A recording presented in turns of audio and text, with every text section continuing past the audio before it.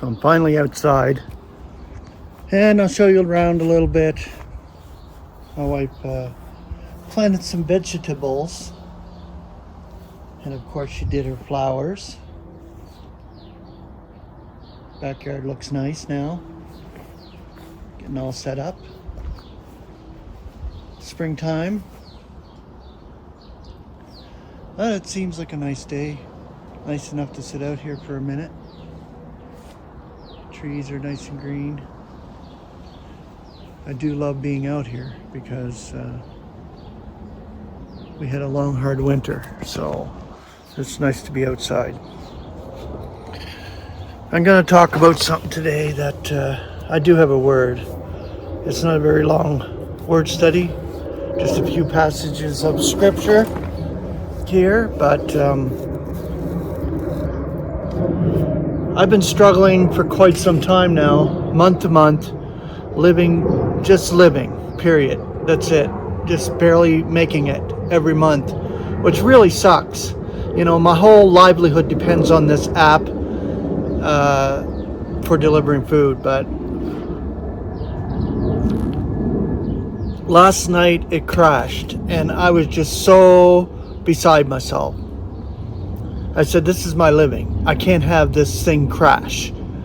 Found out it was an issue on their end, not my end, but it was scary because like I'm living month to month, like I said, and it's so hard. And when I think about trying to live here in this eon, it's just worse by the moment. Like you struggle and you struggle and you struggle. And for me, I consider myself poor. I am the working poor because we are, this whole house, my wife included, the working poor. We survive. That's it. And we're meant to survive, and I do agree about that. But it just gets really taxing and hard sometimes. I'm just like overwhelmed. At any moment, if the internet went down, at any moment, if the whole network goes down, I'm screwed, because this is how I live. Through the internet, through technology, and it sucks. But I thought of the word poor because we are poor in this life. We're rich in Christ. Don't get me wrong. We look forward to what we have in Christ. And right now, we are already rich in Christ. But we're also poor in this world. And I did the word poor today. It's only a few scriptures, not very many, in Paul's letters. But I wanted to share it. Concordant definition: lacking riches or plenty.